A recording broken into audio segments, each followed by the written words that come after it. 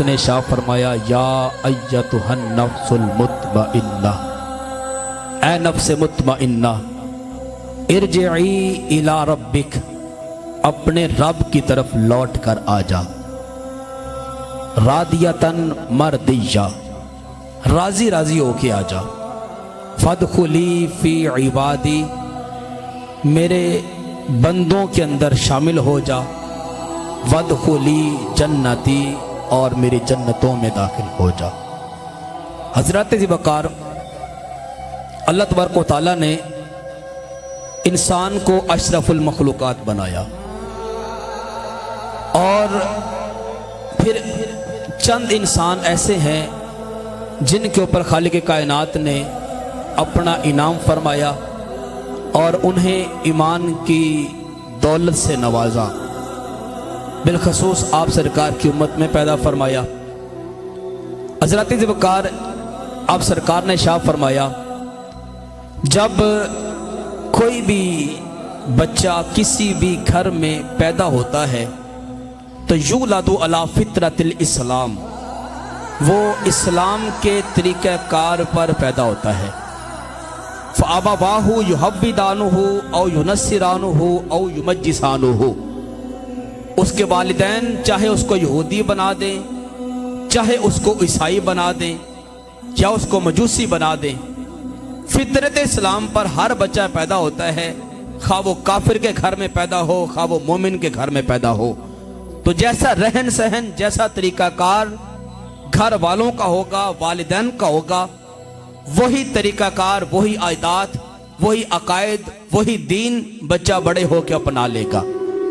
اور خوش نصیب ہوتے ہیں وہ لوگ اور وہ افراد جو جب آنکھ کھولتے ہیں تو انہیں دینی ماحول ملتا ہے، ان کے والدین بھی مسلمان ہوتے ہیں اور اقربا بھی مسلمان ہوتے ہیں، جس معاشرے میں آنکھ کھولتے ہیں وہ معاشرہ بھی مسلمان ہوتا ہے، اور وہ اسلام کا نور اپنے دل میں بٹھا کر اسلام کے اوپر پھر وہ عمل پیرا ہو کر اپنی زندگی کو کامیاب بناتے ہیں، اور اپنی آخرت کو بھی وہ کامیاب کر کے دنیا سے رخصت ہو جاتے ہیں۔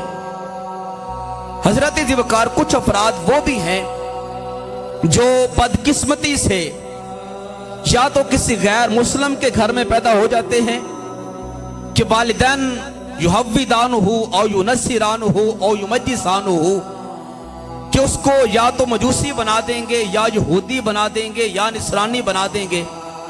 یا بسا اوقات ایسا بھی ہوتا ہے کہ جب پیدا ہونے والا فرد، پیدا ہونے والا بچہ تو کسی مسلمان کے گھر میں پیدا ہوا، لیکن معاشرہ ایسا ملا، لوگ ایسے ملے، دوست احباب ایسے ملے جو سارے کے سارے دین کے تارک ہیں، دین سے منحرف ہیں، اعراض کرنے والے ہیں، دین کے ساتھ ان کا تعلق ہی کوئی نہیں، دین ان کے رگ و ریشہ کے اندر سرایت ہی نہیں کیا، معاشرہ ہی بدکاریوں والا، معاشرہ ہی غلط اور خراب ہے، جس معاشرے میں انسان نے آ کے آنکھ کھولی۔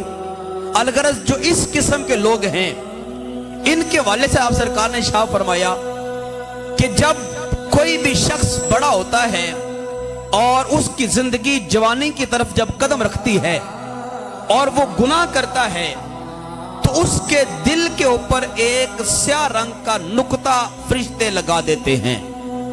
جب وہی گناہ دوبارہ کرتا ہے یا دوسرا گناہ مزید کرتا ہے تو وہ نقطہ تھوڑا سا پھیل جاتا ہے، پھر وہ گناہ پہ گناہ کرتا ہے یہاں تک کہ وہ نقطہ اور پھیلتا ہے، پھر گناہ کرتا ہے وہ نقطہ اور پھیلتا ہے، یہاں تک کہ ایک وقت ایسا آ جاتا ہے وہ جو اس کا دل پیدائش کے وقت بالکل نورانی شیشہ تھا اور ایمان کا نور خالق نے اس کے دل کے اندر رکھا ہوا تھا، لیکن گناہوں کی زیادتی کی وجہ سے، معاشرے اور حالات کے خراب ہونے کی وجہ سے، اس کے دل کے اوپر گناہوں کی وجہ سے جب وہ نقطہ سیاہ رنگ کا لگا اور وہ پھیلا، ایک وقت ایسا آ جاتا ہے کہ فرمایا وہ پورا دل اس کا سیاہ ہو جاتا ہے، اور یہاں تک کہ پھر جب وہ مزید گناہ پہ گناہ کرتا ہے تو اس کے دل سے گناہ کا احساس بھی ختم ہو جاتا ہے، اور جب وہ گناہ کو پر ضد کر جاتا ہے اور ڈٹ جاتا ہے اور گناہ کو جائز سمجھ کے، حلال سمجھ کے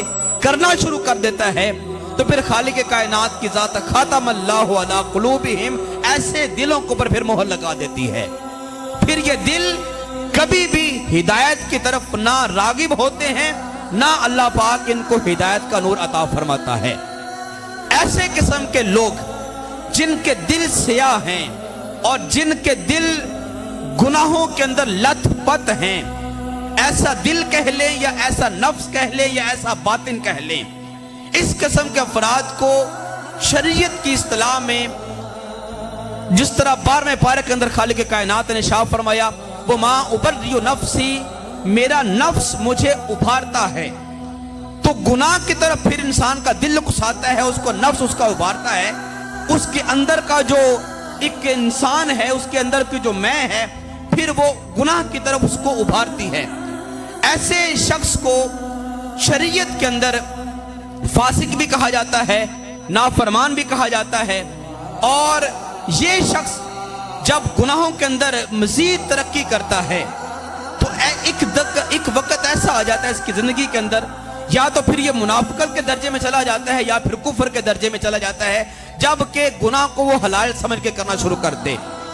ایسے قسم کے افراد اللہ تبارک و تعالیٰ کی نظر میں اور آپ سرکار کی نظر میں ان کی نہ کو وقت ہے، نہ خالق کائنات کی ذات ان کی طرف نظر کرم فرماتی ہے، اور نہ ہی ان کو گناہوں سے مبرہ کرتی ہے، پاک اور صاف کرتی ہے. یہاں تک کہ یہ انسان خود اپنے آپ کی اصلاح نہ کرنا چاہیں، اور جب انسان اپنے آپ کی اصلاح کرنے کی کوشش کرتا ہے تو خالق کائنات پھر ان کے دل کے اوپر ہدایت کا، ایمان کا، اپنے نور کا ایک چھوٹا سا نقطہ لگاتا ہے. جب مزید اپنے اصلاح کی بندہ کوشش کرتا ہے تو پھر یہ نور کا نقطہ مزید بڑھتا ہے، یہاں تک کہ جب بندہ نیکی پہ نیکی کرتا ہے اور اچھائی پر اچھائی کرتا ہے تو خالق کائنات اس کے دل کو ایک وقت ایسا آتا ہے کہ منور کر دیتا ہے. وہ جو دل اس کا پیدائش کے وقت تھا اور ولادت کے وقت، دنیا میں آتے وقت اس کا دل جس طرح صاف شفاف تھا، جب یہ نیکیوں پر نیکیاں کرتا ہے تو خالق کائنات اس کے دل کو ایک دفعہ سے پھر اسی حالت میں لے آتا ہے. اور یہ وہ حالت ہوتی ہے جس حالت میں جب انسان پہنچتا ہے تو خالق کائنات اس بندے کی طرف پھر توجہ فرماتا ہے، اور اس بندے سے خطاب کر کے خالق کائنات کی ذات پھر ایسے شخص کے حق میں یہ جملہ بولتی ہے کہ یا ایتھا النفس المطمئنہ، اے نفس مطمئنہ، اے میری رضا پہ راضی رہنے والے، اے ہر حال میں میری تقدیر کو تسلیم کرنے والے اور اپنے آپ کو اطمینان میں رکھنے والے، ارجعی الی ربک، اب تو اپنے رب کی طرف آ جا. جب گناہوں میں لت پت تھا اور جب اس کی زندگی کے اندر برائیاں تھی، فحاشیاں تھی، بے حیائیاں تھی، برائیاں تھی، اس وقت خالق کائنات کی ذات اس کی کوئی پرواہ نہ کرنے والی تھی، اور آپ سرکار کو بھی اس کی کوئی پرواہ نہ تھی. جس طرح سرکار نے فرمایا من ترک الصلاۃ عمدا، جو بندہ جان بوجھ کے نماز چھوڑتا ہے، فرمایا وہ چاہے یہودی ہو کے مرے، چاہے نصرانی ہو کے مرے، خالق کائنات کو اور اس کے رسول کو اس بندے کے ساتھ کوئی غرض اور پرواہ نہیں ہے. تو گناہ کر لینے کے بعد اور نافرمانیاں کر لینے کے بعد بندہ اس حالت میں ہوتا ہے کہ خالق کائنات کی ذات بھی اس بندے کی طرف متوجہ اور اس کی طرف نظر کرم نہیں فرماتی.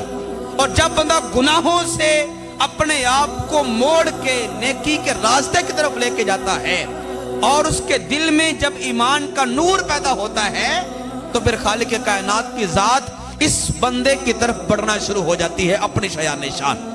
اور اس سے خالق خود فرماتا ہے یا ایتھا النفس المطمئنہ، اے نفس مطمئنہ. یہ نفس مطمئنہ انسان کی وہ اندرونی حالت ہے جب انسان اندر سے گناہوں سے بالکل پاک ہو جاتا ہے. ایسے شخص کے حوالے سے آپ سرکار فرماتے ہیں کہ خالق کائنات نے فرمایا کہ پھر خالق کائنات اس شخص کے طرف اتنا قرب کرتی ہے، اس کی طرف خالق کائنات کی اتنے نزدیکی ہو جاتی ہے کہ خالق کائنات خود فرماتا ہے کہ میں اس بندے کے ہاتھ بن جاتا ہوں، الذی یبطش بہا، جن ہاتھوں کے ساتھ بندہ پکڑتا ہے. میں اس بندے کے قدم بن جاتا ہوں، اللاتی رج بہا، جن کے ساتھ یہ چلتا ہے. میں اس کے کان بن جاتا ہوں، अल्लाज़ी यस्माउ बिहा, जिनके साथ ये सुनता है और मैं उसकी आंखें बन जाता हूं, अल्लाज़ी युबसिरु बिहा, जिनके साथ ये देखता है। तो फिर इस बंदे मोमिन के चूंकि दिल में नूर था ईमान का और साथ नेकियों का जखीरा था, साथ तकवा था, तो खालिक कायनात की कुदरत, उसकी ताकत, उसकी मेहरबानी इस बंदे के साथ शामिल हाल हो जाती है। अलगरज काम ये करता है, लेकिन इसके हर काम के अंदर अल्लाह तबारक व तआला की ताकत और उसकी कुदरत शामिल हाल होती है। हजरत जी वकार, अक्सरियत लोगों में इस किस्म की है कि वो नफ्से मुतमइन्ना से नीचे गिरे हुए हैं, जिनकी ना तो इबादत कबूल हैं, ना उनकी दुआएं और इल्तिजाएं कबूल हैं। नफ्से मुतमइन्ना पर पहुंचने के लिए इंसान को बहुत ज्यादा मेहनत की जरूरत होती है। जब बंदा मेहनत करके अपने बातिन की सफाई करता है तो खालिक कायनात उस बंदे को नफ्से मुतमइन्ना में फायज फरमा लेता है, और फिर उस बंदे के ऊपर खालिक कायनात की तजल्लियात का, उसके अनवार का, उसकी रहमत और उसके कुदरतों का नजूल होना शुरू हो जाता है। हज़रात जी वकार,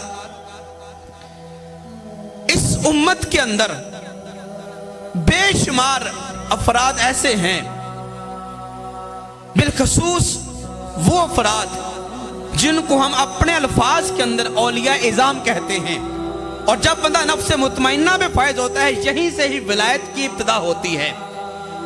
अक्सर लोग ऐसे हैं अवामुन नास में से जिनके अंदर की हालत जो है और बातिन की जो उनकी हालत है वो नफ्स मुतमइन्ना पर फायज है, और खालिक कायनात की जात उनके साथ खिताब फरमाती है, उनके बातिन के साथ खिताब फरमाती है, उनके बातिन के ऊपर अपनी तजल्लियात के अनवार की बारिश फरमाती है। हजरत जी वकार, ऐसे अफराद दर्जा ब दर्जा अल्लाह तबारक व तआला की बारगाह में कुर्ब हासिल करते रहते हैं। नफ्स मुतमइन्ना विलायत का आगाज है, इससे ऊपर विलायत की इंतहा जो है वो नफ्स रादिया पे जाके होती है। नफ्स मुतमइन्ना के बाद नफ्स रादिया है, और नफ्स रादिया के बाद बातिन की एक और हालत है जिसको नफ्स मर्दिया कहते हैं। ये हर इंसान की यहां तक पहुंच बड़ी ही मुश्किल और बड़ी ही जो ना वो कोशिशों के बाद होती है। 100 में से 5 बंदे ऐसे होंगे जो नफ्स रादिया और मर्दिया के मर्तबे पे फायज होते हैं। नफ्स रादिया, नफ्स मुतमइन्ना के बाद एक दर्जा है इंसान के अंदरूनी हालत का। नफ्स मुतमइन्ना के अंदर जाके इंसान हर हाल में अपने रब के हुक्म के ऊपर, रब की तकदीर के ऊपर, रब की मर्जी के ऊपर राजी होता है। और नफ्स मुतमइन्ना में जब बंदा मजीद तरक्की करता है, उसके बाद एक ऐसा मकाम आ जाता है जिसको नफ्स रादिया कहते हैं। यहां पे आके जब बंदा पहुंचता है, इसको फिर ना गमी का एहसास होता है ना खुशी का एहसास होता है। गमी भी रब की तरफ से समझता है और खुशी भी रब ही की तरफ से समझता है। हर लम्हा इसका ध्यान, इसकी तवज्जो सिर्फ और सिर्फ खालिक कायनात की जात होती है। इस मकाम पे पहुंचना ये बड़ा ही मुश्किल तरीन काम है। 100 में से 5 बंदे ऐसे होंगे जो नफ्स रादिया को ऊपर फायज होते हैं। उनकी चंद एक मिसालें देकर अपनी बात को आगे लेता हूं। हजरत जी वकार, इस उम्मत के अंदर भी और बनी इस्राइल साबका नबियों की जो उम्मतें थी उनके अंदर भी बेशुमार लोग ऐसे गुजरे जो नफ्स रादिया के मर्तबे पर फायज थे। अगर मैं इसी उम्मत की बात करूं, शाह मोहम्मद गवालियारी एक बहुत बड़े अल्लाह के वली गुजरे हैं। ये ऐसे वक्त के वली थे जो मुस्तजाबुद्दावात थे। वो हस्ती जो दुआ करती खालिक कायनात इनकी दुआ फौरन कबूल फरमा लेता। शाह मोहम्मद गवालियारी, इनके हाँ जो औलाद थी वो सिर्फ एक बेटा था। खालिक ने इनको एक बेटा था फरमाया। बड़े अल्लाह के मुकर्रब वली थे, पहुंचे हुए बुजुर्ग थे। हर वक्त अल्लाह की याद में, अल्लाह के जिक्र में, उसकी नमाज में, रोजा के अंदर मसरूफ रहना, ना घर की परवाह, ना बच्चों की परवाह, ना कमाने की फिक्र, हर वक्त बस अल्लाह अल्लाह करते रहना। वक्त ऐसा आया कि इनका बेटा बीमार पड़ गया। बीमार हुआ तो इतनी बीमारी लाहिक हुई कि करीब था कि बच्चे के ऊपर मौत वाक़ई हो जाए। जब तक इजराइल सराहने तक नहीं आया तब तक बच्चे की मां कहती रही कि शाह मोहम्मद जरा गौर करके देखो, बेटा बीमार है, इसकी दवाई का इंतजाम करो। शाह मोहम्मद ग्वालियरी कहते, अल्लाह का हुक्म, अल्लाह खैर करेगा, अल्लाह मेहरबानी करेगा, अल्लाह से दे देगा। ये बात कहकर फिर अपनी इबादत में मसरूफ हो जाते। फिर जब मां तड़पती और देखती कि बेटे की हालत मजीद नासाज है तो फिर बेटे को ला के बाप की गोद में रख देती, कहती कि बेटा ज्यादा बीमार है तो इसकी दवाई का इंतजाम किया जाए। तो बाप फिर देख के कहता, अल्लाह का हुक्म, अल्लाह से देगा, सब्र करो। आखिरकार के इजराइल के आने का वक्त आ गया। ऐन बेटे की जान कुनी का आलम आ गया। बेटा इतना निढाल है, इतना लागर और कमजोर है कि आंखें बंद हो गई, सांस अटकना शुरू हो गई। जब कदमों से जान इजराइल ने निकाली, उस वक्त मां की ममता तड़पी और बेटे को उठा के बाप की गोद में रख दिया और कहा कि शाह मोहम्मद, तुम तो बाप हो, मर्द हो, हौसले वाले हो, सब्र वाले हो, तुम बेटे की मौत को बर्दाश्त कर जाओगे, लेकिन मैं मां हूं, मैं औरत हूं, मेरे अंदर हौसला नहीं, मेरा वो मकाम नहीं जो जिस मकाम पे तुम फायज हो, मुझसे सब्र नहीं होगा, मुझे मेरा बेटा चाहिए, इसके दवाई का, इसके जो ना वो सेहतमंदी का जो भी इंतजाम करना है फौरन करो, इजराइल इसकी जान निकाल रहा है। वो बाप जो बैठ के मुसल्ला पे अल्लाह अल्लाह कर रहा था, अल्लाह को याद का और तस्बीह कर रहा है, जब उसने देखा कि बेटा गोद के अंदर आ गया और उसकी जान कुनी का आलम है और जान उसके जिस्म से बदन से निकल रही है, अगरचे वो अल्लाह का बुजुर्ग था, अल्लाह का वली था, अल्लाह का मुकर्रब था, लेकिन जब गोद में देखा कि बेटे की जान निकल रही है, वो जो तवज्जो, वो जो ध्यान, वो जो लौ खालिक कायनात के साथ लगी हुई थी, वो वहां से टूटी और तवज्जो सारी की सारी पहले बेटे को ऊपर डाली। देखा कि बेटे की आंखें उल्टी हो गई और जान आधी निकल चुकी है, आधी अभी बाकी है। तो बेटे के चेहरे से नजर हटा के फौरन शाह मोहम्मद ग्वालियरी ने लोहे महफूज को ऊपर डाली। लोहे महफूज को ऊपर ये बात लिखी हुई थी कि ये जो लम्हा गुजर रहा है, ये इस बच्चे की मौत का लम्हा है। शाह मोहम्मद ग्वालियरी ने अपनी निगाहे विलायत के साथ उस तकदीर को बदला और बदल के फौरन इजराइल से फरमाया, ऐ इजराइल, इरजे इला रब्बिक, वापस अपने रब के पास चला जा, मेरे बेटे की जान मत निकालना। उसने पूछा, क्यों ना निकालूं? लोहे महफूज पे तो इसकी जान कुनी का आलम वक्त लिखा हुआ है। तो फरमाने लगे कि जा लोहे महफूज पे जाके दोबारा देख, फकद नोसी का हुक्मुल मौत, इसकी मौत का वक्त हमने निगाह करके यहां से हटा दिया है। हमने निगाह करके इसकी मौत का वक्त लोहे महफूज से मुअख्खर कर दिया है। इरजे इला रब्बिक, जा अपने रब से जाके पूछ ले। इजराइल वहां से वापस चला गया और जमाने में बड़ी बात मशहूर हो गई कि शाह मोहम्मद ग्वालियरी ये ऐसे बुजुर्ग हैं जो निगाह करके आई हुई मौत को भी दूर कर देते हैं और तकदीर से मौत के वक्त को बदल देते हैं। जमाने में इनकी करामत मशहूर हो गई, जमाने में इनका नाम और चर्चा और शोहरत हो गई, बड़ा इनका नाम हुआ। जो लोग इस मैदान के थे, जो अंदर के हालात को जानते थे और बातिन की तरक्की के मनाजिल जो हैं उनसे मुतारफ थे, उन्होंने कहा, शाह मोहम्मद ग्वालियरी, तुम्हारे पास इख्तियार था, तुम मुस्तजाबुद्दाबाद थे, तुम्हारी निगाह में तासीर थी, जाकुनी का आलम है बेटे के ऊपर, अगर इस लम्हे तुम सब्र से काम लेते और बेटे को राह खुदा में उसके सुपुर्द कर देते और इस सदमे को अपने दिल के ऊपर ले लेते, जिस मकाम पे तुम पहले फायज थे जो नफ्स मुतमइन्ना था, इस नफ्स मुतमइन्ना से खालिक कायनात तुम्हें उठा के तुम्हारा मकाम ऊपर बढ़ा के तुम्हें नफ्स रादिया पे फायज फरमा देता।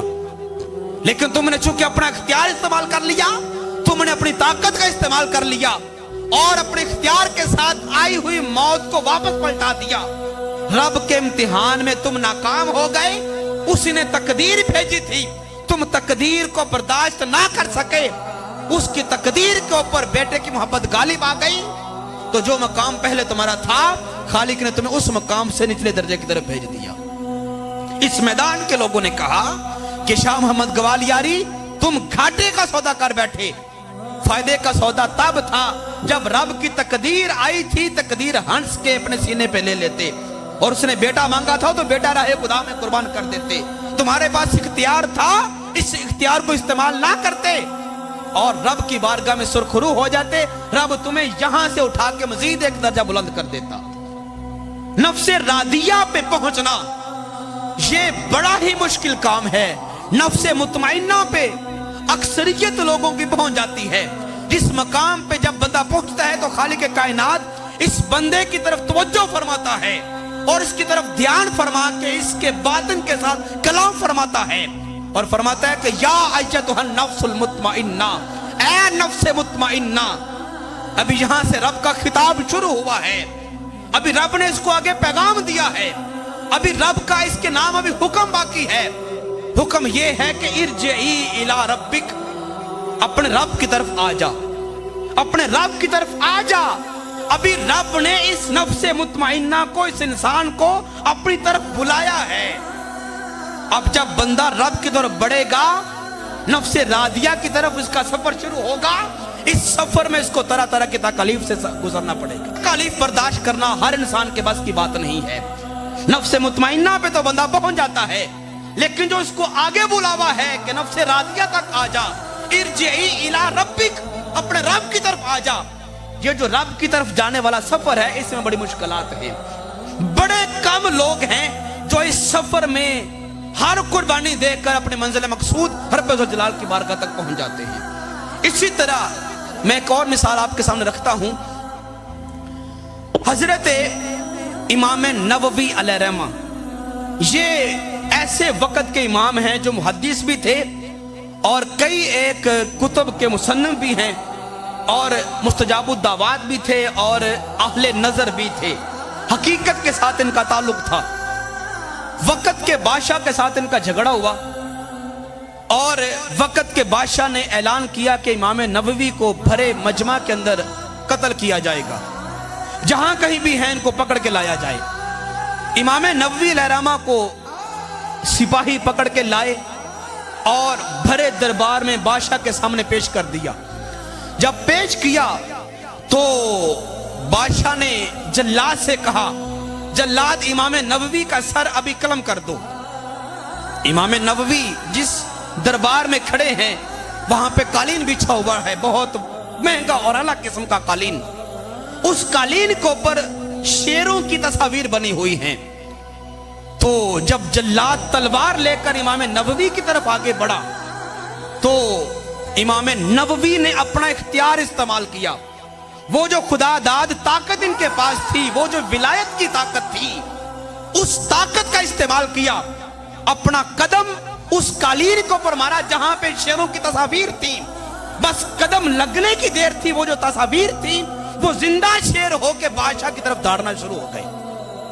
بادشاہ بڑا حیران ہوا کہ یہ تو تصاویر تھیں، یہ تو بناوٹی شیر ہیں، قدم لگا کہ میرے ہی خلاف کھڑے ہو گئے۔ وقت کے لوگ جتنے بھی وہاں دربار میں کھڑے تھے سارے اچ کر اٹھے، امام نووی کی تعریف میں جملے بولنا شروع کر دیے۔ امام صاحب آپ کا کیا مقام ہے؟ آپ کو خالق نے کس مرتبے میں فائز فرمایا؟ ایک تصویر کے اوپر قدم مارا کہ زندہ شیر ہو کے کھڑا ہو گیا۔ آپ تو بڑے اللہ کے پہنچے ہوئے ولی ہیں، لیکن جو لوگ اس میدان کے تھے، جو حقیقت اور مجاز کے معنوں کو سمجھتے تھے، جو یہ سمجھتے تھے کہ رب ذوالجلال کا قرب کیسے حاصل کیا جاتا ہے، انہوں نے کہا امام نووی یہاں پہ آ کے تم نے گھاٹے کا سودا کر لیا، یہ تمہاری آزمائش تھی۔ اس وقت خالق کائنات کو تیری جان کی ضرورت تھی، اس وقت رب کی تقدیر تیرے اوپر غالب آ چکی تھی، تیرے پاس اختیار بھی تھا۔ اگر تو اختیار استعمال نہ کرتا اور اس تقدیر کو اپنے طرف بڑھنے دیتا، رب کا حکم مان کر اپنے آپ کو رب کے سپرد کر دیتا اور اپنی جان جان افری کے سپرد کر دیتا، جس مقام پر پہلے فائز تھا، خالق کائنات تجھے اس مقام سے اٹھا کر ایک درجہ اور اوپر بڑھا دیتے۔ لیکن چونکہ تو نے اپنا اختیار استعمال کر لیا, اپنی ولایت کی طاقت کا استعمال کر لیا, تو جس مرتبے پہ تو پہلے فائز تھا اس مرتبے سے بھی ایک درجہ نیچے گر گیا, اس مرتبے سے بھی ایک درجے نیچے گر گیا ہے. حضرت ذوالفقار نفس مطمئنہ, اس مقام پہ پہنچنا یہ بڑا آسان ہے. اس کے بعد خالق آواز دے رہا ہے, اے نفس مطمئنہ پہ پہنچنے والے, ارجعی الی ربک, اب میری طرف اور آگے بڑھ. یہ جو اگلا سفر ہے, اس سفر میں رب ذوالجلال کی ہر تقدیر کو اپنے سینے پہ لینا ہوگا, ہر تقدیر کو سینے پہ لینا ہوگا. جس طرح ابراہیم علیہ السلام نے ہر تقدیر کو اپنی زندگی کو اوپر نافذ کیا اور اپنی زندگی میں جو نا اس کو اوپر لیا اپنے دل و جان کے اوپر. کبھی چھلانگ لگا رہے ہیں, کبھی بیٹے کو قربان کر رہے ہیں, کبھی بچوں کو جدا کر رہے ہیں, کبھی کیا کبھی مال جان کی قربانیاں دے رہے ہیں. جب یہ ساری قربانیاں ابراہیم علیہ السلام نے رب ذوالجلال کی بارگاہ میں دے دی اور ہر میدان میں سرخرو ہوئے, اپنی نبوت کا اختیار استعمال نہیں کیا, تب خالق کائنات نے فرمایا واتخذ اللہ ابراہیم خلیلا, ابراہیم اب ہم تجھے اپنا دوست بناتے ہیں. جب ابراہیم نے سارے امتحانات پاس کیے, اختیار نہیں تھا کہ ابراہیم علیہ السلام کے پاس سارا کچھ تھا, اختیار ہونے کے باوجود بندہ زور نہ لگائے, اختیار اپنا استعمال نہ کرے اور رب کا حکم سمجھ کر تقدیر کو اپنے اوپر لے لے, تب خالق کائنات بندے کو مزید نواز دیتا ہے. حضرت ذوالفقار, یہ عام میں وقت کے اولیاء اعظام کی مثالیں دے رہا ہوں, وقت کی ہمارے پاس قلت ہے, نہیں تو میں اور بھی آپ کے سامنے چند مثالیں رکھتا. حضرت ذوالفقار, چلو ایک مثال آپ کے سامنے اور رکھتا ہوں. حضور سیدی و مرشدی حضور عبد القادر جیلانی رضی اللہ تعالی عنہ, یہ وقت کے امام, وقت کے ولی اور حسنی حسینی سید, جن کا یہ دعویٰ ہے کہ ھذا قدم فوق راس کل الاولیاء, میرا یہ قدم قیامت تک آنے والے ہر ولی کی گردن کے اوپر ہے. شاہ محمد گوالیاری ہیں, حضور داتا صاحب ہیں, بابا فرید ہیں, معین الدین چشتی اجمیری ہیں. ہمارے جتنے بھی ہمارے ذہن اور ہمارے سوچ میں, ہمارے نالج میں جتنے بھی اولیاء اعظام کے نام یا جتنی بھی ہستیاں جن کا تعارف ہمارے پاس ہے, وقت کے جتنے بھی اولیاء اعظام ہیں, اگر ہم تمام سے پوچھیں اے وقت کے اولیاء بتاؤ تمہیں یہ ولایت کا نور کہاں سے ملا ہے, تو سارے اولیاء اعظام ہمیں بیک زبان کہتے ہوئے نظر آئیں گے کہ ولایت کا نور ہمیں حضور غوث پاک کی دہلیز سے ملا ہے. اگر ہم ان کو اپنا ولی نہ مانے, ہم ولی ہی نہیں کہلائیں گے. اور خالق کائنات اس وقت تک کسی شخص کو اپنا دوست اور ولی بنائے گا ہی نہیں جب تک وہ بندہ حضور غوث پاک کو اپنا ولی نہ بنا لے. تو جب عام ایک ولی کے مقام اور مرتبے کا یہ حال ہے اور یہ مقام ہے, تو جن کی بارگاہ سے ان کو ولایت کا نور ملا ہے, اس ولی کامل کے مرتبے کا کیا عالم اور حال ہوگا. حضور غوث پاک رضی اللہ تعالی عنہ, آپ کی مجلس کا یہ عالم ہے. حضرت علامہ جوزی, ابن جوزی کے نام سے بڑے محدث ہیں, ان کی کئی ایک تصانیف بھی ہیں, اور وہ حضور غوث پاک کی مجلس میں آ کے سبق لیا کرتے. 70 ہزار تک لوگ آپ کی مجلس میں بیٹھ کے درس لیا کرتے. عموماً تو آپ کے جو درس کا جو عنوان ہوتا تھا نا, وہ اللہ تبارک و تعالیٰ کی رحمت اور جنت کے حوالے سے ذکر فرمایا کرتے, اور کبھی کبھی آپ جہنم کا ذکر بھی اپنی مجلس میں کیا کرتے. روایات میں بات موجود ہے کہ جب آپ غوث پاک جہنم کا ذکر کرتے, پلسرات کا ذکر کرتے, سختیوں کا ذکر کرتے, قبر کی بات کرتے, 70 ہزار لوگوں کے جنازے آپ کی مجلس سے اٹھا کرتے تھے.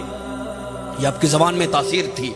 تو حضور غوث پاک رضی اللہ تعالی عنہ, آپ کے ایک غلام ہیں, ان کا نام علی حیتمی ہے. وہ فرماتے ہیں کہ میں حضور غوث پاک کی مجلس میں بیٹھا ہوا تھا. حضور غوث پاک کے اوپر ایک دفعہ اچانک وجہ سا طاری ہو گیا, واز کرتے کرتے اپنے آپ سے باہر ہو گئے. ہم غوث پاک کو دیکھ رہے ہیں, غوث پاک منبر پہ بیٹھ کے آسمان کی طرف دیکھ رہے ہیں.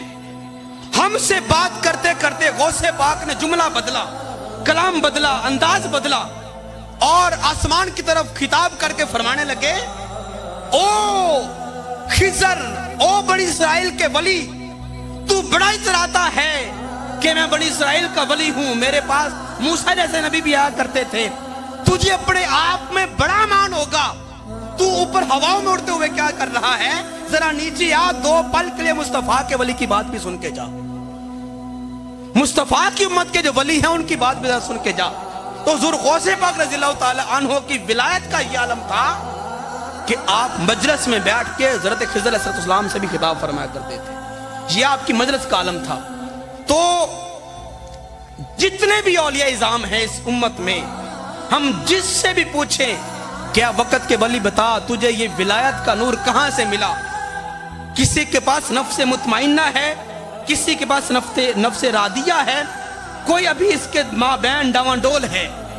جس سے بھی ہم پوچھیں گے تمام یہی بتائیں گے کہ مجھے ولایت کا نور حضور غوث پاک کے دہلیز سے ملا ہے. حضور غوث پاک رضی اللہ تعالی عنہ یہ امت میں اس وقت اور قیامت تک ولایت تقسیم کرنے والے ہیں. یہ بات یاد رکھیں, کوئی ولی تب تک ولی نہیں بنے گا جب تک ان کو اپنا ولی تسلیم نہ کر لے. قیامت تک ولایت تقسیم کرنے کی ذمہ داری اس وقت پوری روئے زمین میں حضور غوث اعظم رضی اللہ تعالی عنہ کی ہے. حضور غوث پاک رضی اللہ تعالی عنہ, آپ کی ولایت کی ایک جھلک میں نے آپ کے سامنے رکھی, ایک جھلک اور رکھتا ہوں. بادشاہ وقت نے انتظام کیا سرکار کے محفل میلاد کا, انتظام کیا تو اس نے بڑے بڑے وزراء جو تھے اور اس کے جو مشیر تھے اور جو تعلق واسطے والے تھے ان کو پیغام بھیجا کہ آج رات میں نے محفل پاک کا انعقاد کیا ہے, تم تمام حضرات نے اپنی فیملیوں سمیت آنا ہے, اور اس محفل میں جو ہے نا خطاب, خصوصی خطاب وہ حضور غوث پاک کا ہوگا. خیر جب شام کا وقت ہوا سارے مہمان آ گئے, قلعے کا دروازہ اس کے سامنے اس کے وہ خدام کھڑے ہوئے ہیں. ایک بزرگ عورت اس کے ساتھ اس کی بیٹی ہے, غریب ہے, وہ بھی اپنی جھونپڑیوں سے نکلی, کہا کہ چلو آج جا کے ہم بھی حضور غوث پاک کا بیان سنتے ہیں. بڑا وجدانی اور ان کا بیان ہوتا ہے. جب وہ دروازے پہ پہنچی ماں بیٹی تو لوگوں نے پوچھا, فوجیوں نے پوچھا, دربان نے پوچھا اماں جان کدھر جانے لگی ہو؟ تو کہا ہم غوث پاک کا بیان سننے کے لیے آج آ رہی ہیں. تو انہوں نے کہا کہ نہیں, تمہیں آنے کی ہرگز اجازت نہیں ہے. پوچھا کیوں؟ اس نے کہا کہ اس لیے کہ اس محفل میں بادشاہ نے صرف اپنے وزراء اور اپنے مشیروں کو اجازت دی ہے آنے کی, تمہارا چونکہ بادشاہ کے ساتھ کوئی تعلق نہیں لہٰذا تم اس محفل میں شریک نہیں ہو سکتی. دربانوں نے دھتکار دیا. خیر وہ ماں بڑی پریشان ہوئی, بیٹی کا ہاتھ پکڑا اور بڑی سنجیدہ سی ہو کر, غمزدہ ہو کر وہ اپنے رہائش گاہ کی طرف واپس آئی. خیمہ نما اس کا گھر تھا, وہاں پہ آ کے بیٹھی, رونا شروع ہو گئی. بیٹی نے کہا ماں جان روتی کیوں ہیں؟ کہا کہ دیکھو بادشاہ نے ہمیں اندر جانے سے منع کر دیا, اس کے خدام نے. تو بیٹی نے کہا ماں جان کوئی بات نہیں, ہم یہاں پہ بیٹھ کے دونوں ماں بیٹی حضور کا میلاد منا لیتی ہیں. چلو تم جتنا جانتی ہو وہ بیان کرو, میں سنتی ہوں. جتنا سرکار کی ثنا خوانی مجھے آتی ہے میں کروں گی, پھر تم سن لینا. اب دونوں ماں بیٹی اپنی جھونپڑی میں بیٹھ کے سرکار کا میلاد پڑھنے لگی ہیں. ماں نے جب سرکار کا میلاد پڑھا, جو کچھ بھی آتا تھا ماں پڑھ رہی ہے, بیٹی بیٹھ کے سر جھکا کے سن رہی ہے. اس کے بعد ماں نے کہا بیٹی ذرا جھونپڑی سے باہر نکل کے دیکھو تو صحیح, کیا میری بات کو صرف تم ہی سن رہی ہو یا کہ کوئی اور بندہ بھی باہر بیٹھ کے سن رہا ہے؟ تو جب بیٹی باہر نکلی تو دیکھا کہ ایک بزرگ, اس نے سفید لباس پہنا ہوا ہے اور اس کے سر کے اوپر دوپٹہ ہے, وہ صافہ ہے, کپڑا ہے, اور جھونپڑی کے ستون کے ساتھ اپنا ماتھا رگڑ کے سر جھکا کے بیٹھ کے اماں کا بیٹھ کے میلاد سن رہا ہے. کہا ماں جان باہر کوئی بزرگ بارش ہے جو ہمارا بیٹھ کے میلاد سن رہا ہے. ماں نے کہا ذرا جا کے دیکھو تو صحیح کہ یہ کون شخص ہے. جب جا کے غور سے دیکھا اس شخص کو ہلایا تو وہ کوئی زید بکر نہیں تھا, وقت کے امام اور ولی حضور عبدالقادر شیخ جیلانی رضی اللہ تعالی عنہ تھے. حضور غوث پاک وہاں بیٹھ کے میلاد سن رہے ہیں. تو کہا اماں جان, کہا بابا جی حضور آپ نے تو بادشاہ کے محل میں جانا تھا, آپ یہاں ہماری چوپڑی میں کیسے؟ تو غوث پاک نے فرمایا ہاں اماں جان جا تو بادشاہ کے محل کی طرف ہی رہا تھا, راستہ میرا یہی سے تھا, ادھر سے جا رہا تھا, لیکن جب میں یہاں سے گزرا تو مجھے سرکار کے بدن مبارک کی خوشبو یہاں سے آئی, حضور مولا علی شیخ خدا رضی اللہ تعالیٰ عنہ کی خوشبو آئی, ابو بکر صدیق کی خوشبو آئی, عمر فاروق کی خوشبو آئی, مجھے صحابہ نبی کی خوشبو آئی. जब मैंने निगाहे विलायत से देखा तो सरकार बमा साहब तुम्हारी झोंपड़ी के सामने बैठ के तुम्हारा मिलाद सुन रहे थे। तो मैंने कहा जहां पे सरकार खुद मौजूद हैं, उनके साहब मौजूद हैं, तो मुझे भी उन्हीं की बारगाह में बैठ के मिलाद सुनना चाहिए, ना कि मुझे बादशाह के महल में जाके मिलाद बयान करना चाहिए। तो हुजूर गौसे पाक का ये आलम है विलायत के अंदर। जितने भी वक्त के वली हैं उनको विलायत का नूर हुजूर गौसे पाक की दहलीज से मिला है। अच्छा, हुजूर गौसे पाक को कहां से मिला? अगर हम इस तरतीब से बात करें तो हुजूर गौसे पाक रज़ियल्लाहु ताला अन्हो को ये विलायत का जो ना फैज मिला है हजरत इमाम जाफर as-सादिक रज़ियल्लाहु ताला अन्हो से। हजरत जाफर सादिक रज़ियल्लाहु ताला अन्हो से हुजूर गौसे पाक को विलायत का फैज मिला है। जब तक जाफर सादिक दुनिया में हयात थे विलायत तकसीम आप किया करते थे। जब आपका विसाल होने लगा तो आपने अपनी औलाद में हुजूर अब्दुल कादिर जिलानी रज़ियल्लाहु ताला अन्हु का इंतखाब किया। हुजूर अब्दुल कादिर जिलानी रज़ियल्लाहु ताला अन्हु हजरत जाफर सादिक से फैज लेकर आगे कायनात में तकसीम कर रहे हैं। अगर हम हजरत जाफर सादिक रज़ियल्लाहु ताला अन्हु की बारगाह में जाकर देखें कि इन्हें विलायत का फैज कहां से मिला, कि हुजूर गौसे पाक जैसे वली भी इनसे फैज लेते हैं, हमें यह बात बड़ी नुमाया नजर आएगी कि हजरत जाफर सादिक रज़ियल्लाहु ताला अन्हु ने जो विलायत का नूर लिया है वो हजरत इमाम सज्जाद रज़ियल्लाहु ताला अन्हु से लिया है, हजरत इमाम ज़ैनुल आबिदीन रज़ियल्लाहु ताला अन्हु से लिया है। हजरत इमाम सज्जाद ज़ैनुल आबिदीन रज़ियल्लाहु ताला अन्हु ये इमाम हजरत जाफर सादिक की तरफ फैज मुंतकिल करने वाले, और उन्होंने हजरत गौसे पाक की तरफ मुंतकिल किया, और गौसे पाक आगे क़यामत तक वलियों की तरफ जो ना विलायत का नूर मुंतकिल कर रहे हैं। ये एक तरतीब है विलायत की और उसकी तकसीम की। हजरत इमाम सज्जाद रज़ियल्लाहु ताला अन्हु गौसे पाक का मर्तबा जानते हैं, दाता साहब का मर्तबा जानते हैं, बाबा फरीद का मर्तबा जानते हैं, किस मर्तबे पे फायज हैं। ये वो हज़रात हैं जो फैज लेने वाले हैं, जो लेने वाले फैज हैं, इनके मकाम का इनका ये मकाम है।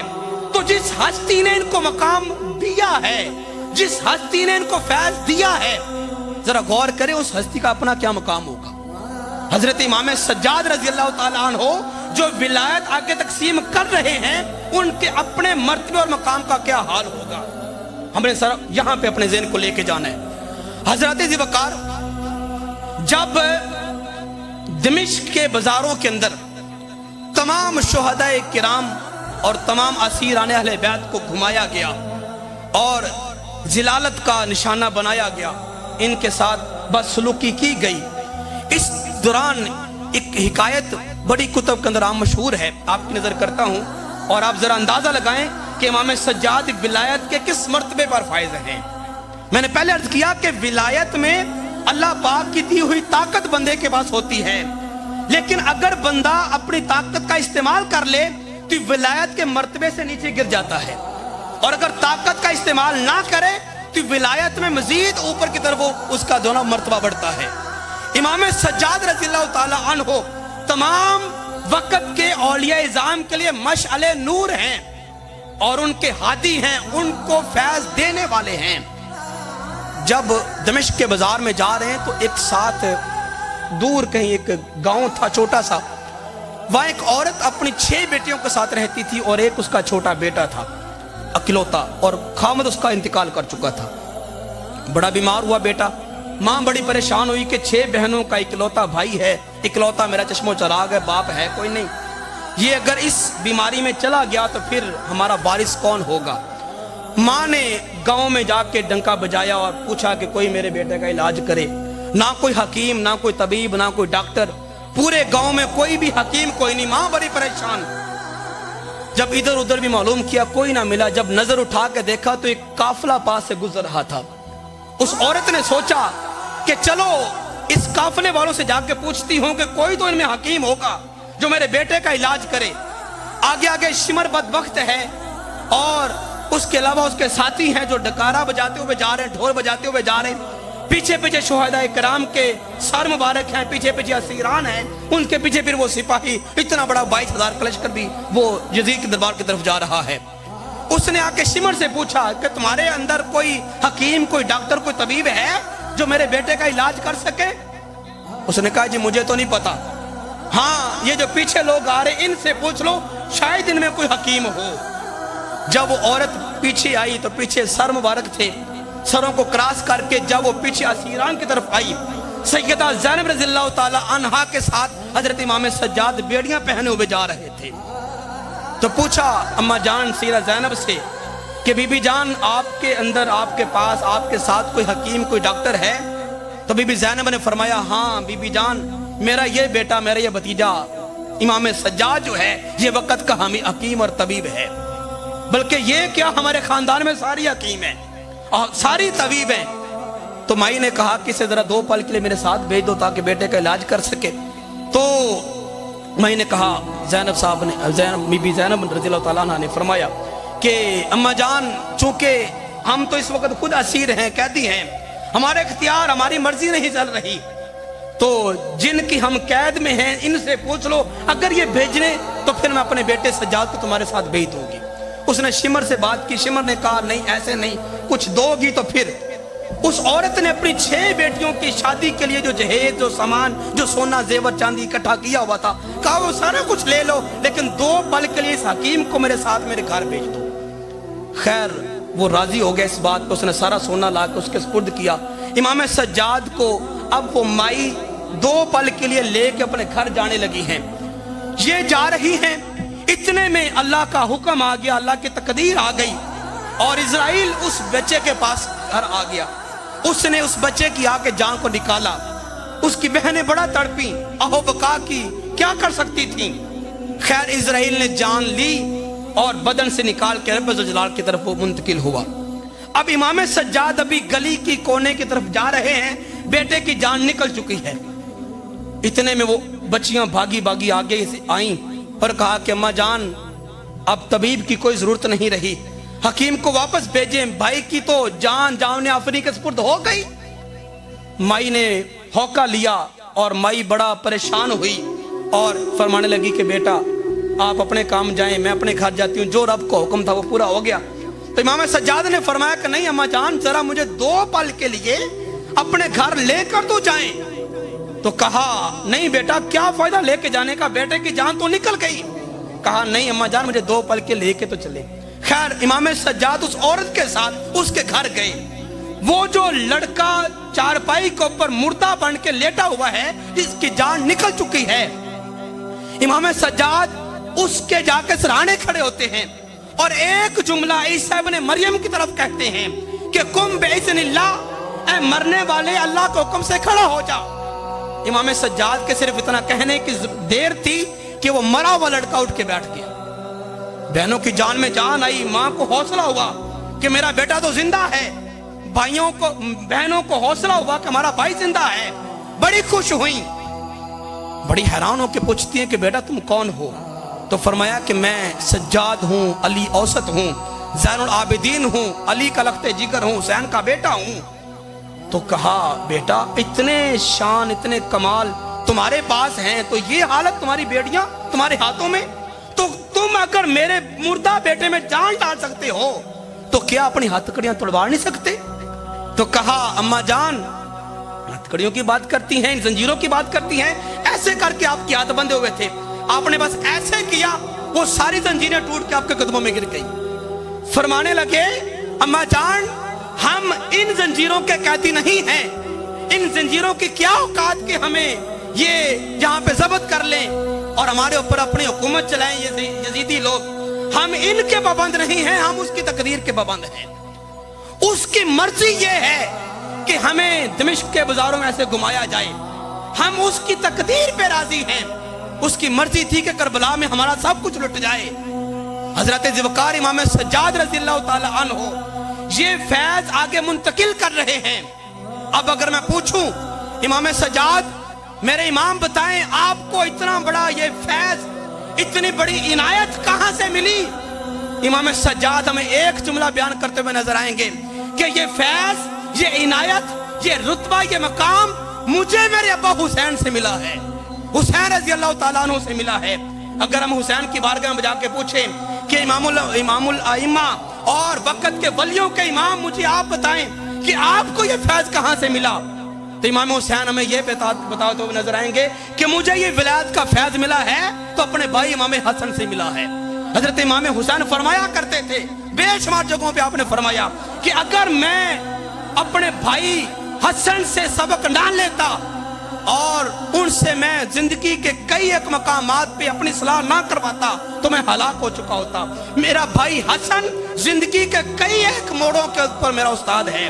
فرمایا کرتے تھے اس حسن نے، میرے بھائی حسن نے میری بڑی صلاح کی ہر میدان کے اندر، کر اس قدر میں نہیں جاتا۔ امام حسن سے امام حسین نے فیض لیا۔ اب امام حسن کے کمال، ان کے درجے، ان کے ولایت کے مرتبے کی انتہا کیا ہے؟ مدینہ کے بازار میں آپ ذرا ایک اور سائیڈ پہ کھڑے ہو کے کھجور کے نیچے مسواک کر رہے ہیں، ایک قافلہ پاس سے گزرا، وہ ملک شام سے کہیں سفر پہ جا رہا تھا۔ اس نے جب غور سے دیکھا ہے کہ خوبصورت نوجوان لڑکا کھڑا ہے، ساتھیوں سے پوچھا قافلے والوں نے یہ نوجوان ہاشمی لڑکا کون ہے؟ لوگوں نے بتایا کہ اس کا نام حسن ہے اور یہ علی شیر خدا کا بیٹا محبوب مصطفیٰ کا نواسا ہے۔ وہ ذرا علی کے نام سے چڑھنے والے افراد تھے۔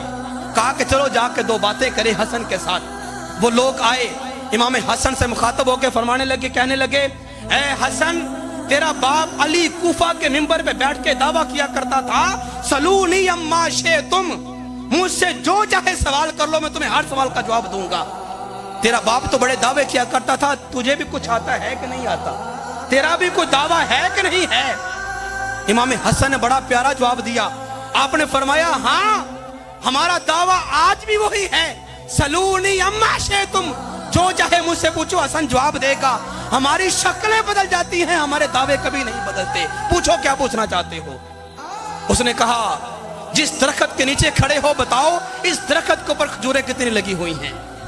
امام حسن نے نہ آگے دیکھا، نہ پیچھے دیکھا، نہ آؤ نہ تاؤ دیکھا، آج سر راہ فی الفور آپ کی زبان سے نکلا کہ 3313۔ اب کھجور کے اوپر درخت وہ پھل لگا ہے، اس کو بندہ اوپر چڑھ کے بھی نہیں گن سکتا، لیکن آپ نے اس کی طرف دیکھا بھی کوئی نہیں۔ فرمایا 3313۔ اس نے کہا، آج دودھ کا دودھ پانی کا پانی کریں گے، آج ہم ان کو جھوٹا ثابت کریں گے۔ اتارو بھی کھجوریں، ساری اتار لی گئی، چادر بچھا لی گئی، گنو ان کو۔ فوجیوں نے گنا، سپاہیوں نے گنا تو پوری 3313۔ امام حسن اپنے مزے سے کھڑے مسواک کر رہے۔ وہ جو سپاہ سالار تھا نا ان فوجیوں کا، کہنے لگا، حسن کون سا دیکھ رہے ہیں، آج ہم نے ان کو ذلیل معاملہ کرنا ہے، کو 10 15 20 کم کر دو، ان کا منہ ادھر ہے، دوبارہ گنو، جب کم پڑ جائیں گی کہیں گے تم جھوٹے ہو۔ اب 20 کم کر کے دوبارہ حسن کے سامنے گنی گئی، پھر 3313۔ پھر آپ مزے سے مسواک کرنا شروع ہو گئے۔ کہا کہ چلو 10 15 بڑھا دیتے ہیں، پھر گنتے ہیں، کہیں گے حسن جھوٹے ہو۔ جب بڑھا کے گنی گئی تو پھر 3313۔ جب 3 دفعہ گن لی، امام حسن نے مسکرا کے فرمایا، تم چاہے جتنی مرضی کم کرو یا زیادہ کرو، حسن کے منہ سے نکل گیا تو اب خالق کی تقدیر میں ہی 3313 ہی ہے، اب نہ کم ہوں گی نہ زیادہ ہوں گی۔ تو حسین نے فیض حسن سے لیا۔ اگر ہم حسن کی بارگاہ سے پوچھیں کہ امام حسن آپ نے فیض کہاں سے لیا، تو ایک ہی بات ہمیں ملتی ہے، اور وہ فرماتے ہوئے نظر آتے ہیں کہ ہم نے یہ فیض اپنے ابا مولا علی شیر خدا سے لیا۔ مولا علی شیر خدا سے لیا۔ اور مولا علی شیر خدا نے کہاں سے لیا؟ آپ فرماتے ہیں، میں نظر آتے ہیں، فرماتے ہیں کہ میں سرکار کے ساتھ حج کر کے واپس مدینہ جا رہا ہوں، راستے میں 1.25 لاکھ اصحاب ہمارے ساتھ ہیں، ایک بڑی ساری پہاڑی آئی، اس پہاڑی کے اوپر سرکار جلوہ فروز ہوئے اور آواز دی، اینا علی ابن ابی طالب، علی ابن ابی طالب کہاں ہے؟ تو میں سرکار کی بارگاہ میں حاضر ہوا۔ سرکار نے پہاڑی کے اوپر مجھے کھڑے کیا اور میرا ہاتھ اپنے ہاتھ کے اندر لیا، 1.25 لاکھ اصحاب کے سامنے سرکار نے میرا ہاتھ یوں بلند کیا اور فرمایا کہ ہاذا علی، یہ علی، ہاذا اخی، یہ میں محمد کا بھائی ہے۔ فرمایا، من کنت مولا فہاذا علی مولا، قیامت تک کے لیے جس شخص کا میں محمد مولا اور ولی ہوں، اس شخص کا علی بھی مولا اور ولی ہے۔ تو فرمایا علی نے فیض محمد مصطفیٰ سے لیا ہے۔ ائمہ کرام صراحتاً لکھ گئے، بنی اسرائیل کے ولی ہیں یا اس سے پہلے کے ولی ہیں یا امت مصطفیٰ کے ولی ہیں، تمام اولیاء کرام کو فیض ولایت کا جو مل رہا ہے وہ علی کی ولایت کے صدقے سے مل رہا ہے۔ علی زمانے میں ولی نہ ہوتے، آج کائنات میں ولایت کا تصور ہی نہ ہوتا۔ اللہ تبارک و تعالیٰ کی ذات سمجھنے کی توفیق عطا